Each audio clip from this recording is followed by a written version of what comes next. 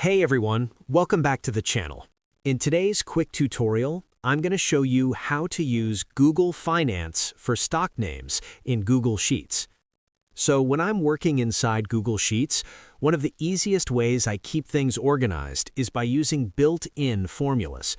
If you've ever worked with stock data, you'll know how useful it is to automatically display company names instead of just ticker symbols. What I usually do is start with a ticker symbol, for example, something like AAPL.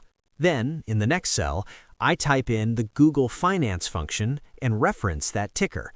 To specifically get the company name, I add the attribute for the name field. Once I press Enter, Google Sheets instantly returns the full stock name associated with that ticker. It saves me time and keeps everything looking clean and professional, especially when I'm tracking multiple stocks at once. I found this really helpful for building watch lists, tracking portfolios, or even creating simple dashboards without needing external tools.